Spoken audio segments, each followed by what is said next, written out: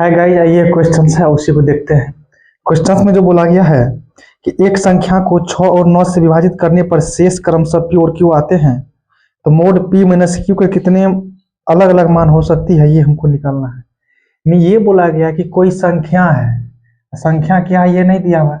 कोई संख्या है, जब आप इसमें क्या करते हो कि 6 से जब भाग देते हैं तो आपको p शेष बचता है, और जब आप इसी संख्या में 9 से भाग देते हैं तो q शेष बचता है।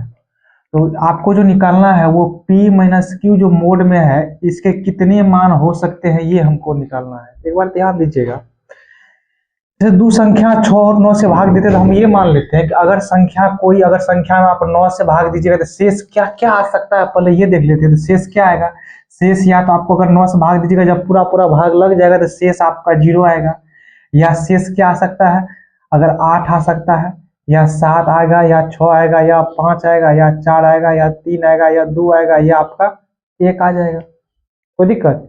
शेष तो आपका इसी में से कोई एगो आएगा कि जब आप 9 से भाग, अगर भाग पूरा पूरा लग गया तो शेष 0 आ जाएगा। जब या तो नहीं तो शेष आपका 8 आ सकता है, या 7, 6, 5, 4, 3, 2, 1 आ सकता है। कोई दिक्कत? अब एक बार ध्यान दीजिएगा, अगर यहाँ शेष आपका 0 आ रहा है 9 से भाग देने पर, इसका मतलब संख्या तो आपका तब क्या, संख्या आपका 9 होगा, तब ऐसा हो सकता है। या अगर आपको शेष 8 आ रहा है तो इसका मतलब संख्या 8 होगा, तो ना 9 से भाग देने लगा तो जो बचा वही शेष आपका आ गया। उसी तरीके से आपके यहाँ 7 आ सकता है, 6, 5, 4, 3, 2 आपका 1 आ सकता है। यहाँ तो कोई दिक्कत नहीं। अब एक और सोचिएगा, जब संख्या आपका 9 है, 6 से भाग दीजिएगा तो शेष आपका 3 आएगा। संख्या 8 है, 6 से भाग दीजिएगा शेष आपका 2 आएगा। संख्या आपका 7 है, जब आप 6 से भाग दीजिएगा तो 1 शेष आएगा। फिर जब 6 बचेगा, संख्या 6 में 6 से भाग दीजिएगा, आपका यहाँ 0 आ जाएगा। यहाँ क्या, तो 6 से कम में नहीं, छोटकवा है 5, तो 5 बचेगा, 4, 3, 2, 1 आपका आ जाएगा। जब आप यहाँ p माइनस क्यू निकालेंगे तो 3 में से 0 गया तो कितना, 3 बचेगा।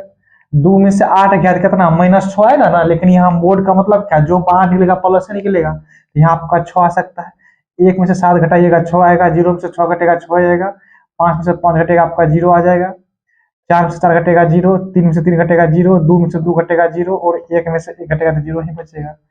तो कितने अलग अलग मान है ये हमको निकालना था। एगो 3 बचा, एगो 6 बचा, एगो 0 बचा, अलग अलग मान का एगो 3 एगो ना है, तो यही आपका आंसर आ जाएगा। आंसर बराबर 3 आपका हो जाएगा। 3 को मान क्या आएगा, अलग अलग आएगा। यदि वीडियो अच्छा लगा होगा तो आप लोग हमारे यूट्यूब चैनल सफलता एक्सप्रेस 2025 को सब्सक्राइब कर लीजिएगा। मिलते हैं अगला वीडियो में।